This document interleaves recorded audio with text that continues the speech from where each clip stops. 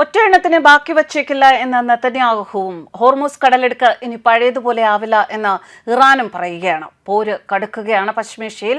Iranian നേതാവ് അലി ലാരിജാനെ ഇല്ലാതാക്കിയെന്ന് അവകാശപ്പെട്ട Israel പ്രധാനമന്ത്രി ബെഞ്ചമിൻ നെതന്യാഹു കഴിഞ്ഞ ദിവസം പറഞ്ഞത് കൂടുതൽ ഇറാനിയൻ നേതാക്കളെ കൊല്ലും എന്ന ഭീഷണിയാണ്.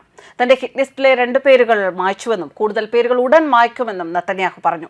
കഴിഞ്ഞ ആഴ്ച ഒരു പത്രസമ്മേളനത്തിൽ നടത്തിയ തന്റെ മുൻ പ്രസ്താവന വീണ്ടും ആവർത്തിച്ച് നെതന്യാഹു ഇസ്രയേലിന് നിരവധി അത്ഭുതങ്ങൾ കരുതിവെച്ചിട്ടുണ്ടെന്നും തന്ത്രങ്ങൾ നെഞ്ചോട് ചേർത്തിട്ടുണ്ടെന്നും അദ്ദേഹം പറഞ്ഞു. ഗൾഫിലെ നമ്മുടെ അമേരിക്കൻ സുഹൃത്തുക്കളെ ഞങ്ങൾ സഹായിക്കുന്നു. ഈ വിഷയത്തിൽ ഞാൻ കഴിഞ്ഞ ദിവസം ട്രംപുമായി ദീർഘനേരം സംസാരിച്ചു. വ്യോമസേനയും നാവികസേനയും തമ്മിൽ എനിക്കും പ്രസിഡന്റ് ട്രംപിനും അദ്ദേഹത്തിന്റെ ജീവനക്കാർക്കുമിടയിൽ സഹകരണമുണ്ട്.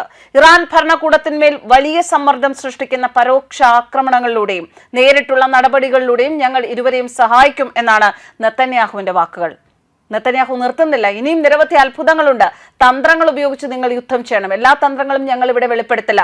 പക്ഷെ ഞാൻ നിങ്ങളോട് പറഞ്ഞതുപോലെ നിരവധി തന്ത്രങ്ങളുണ്ട്, നെതന്യാഹു ഉറപ്പിച്ചു പറഞ്ഞു.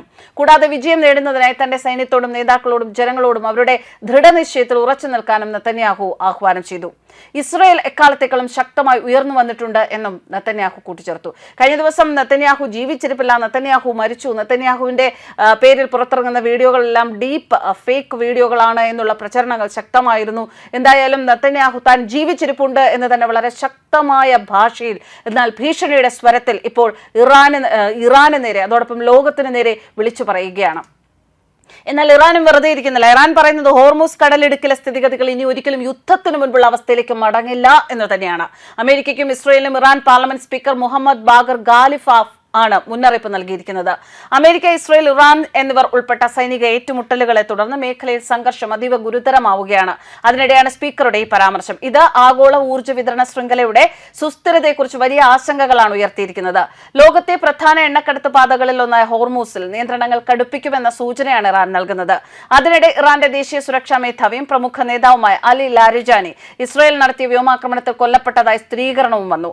ഇറാന്റെ ഉന്നമനത്തിനും ഇസ്ലാമിക വിപ്ലവത്തിനുമായി ജീവിതം മുഴുവൻ സമർപ്പിച്ച അലി ലാരിജാനി രക്തസാക്ഷിത്വം വരിച്ചുവെന്ന് ഇറാൻ ഔദ്യോഗിക മാധ്യമമായ മെഹർ ഏജൻസി റിപ്പോർട്ട് ചെയ്യുന്നു.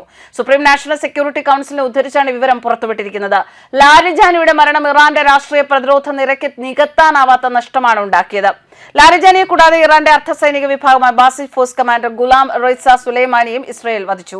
കഴിഞ്ഞ ദിവസം രാത്രി നടന്ന ശക്തമായ വ്യോമ ആക്രമണത്തിലാണ് സുലൈമാനി കൊല്ലപ്പെട്ടത് എന്ന് ഇസ്രയേൽ പ്രതിരോധ മന്ത്രി സ്ഥിരീകരിച്ചു.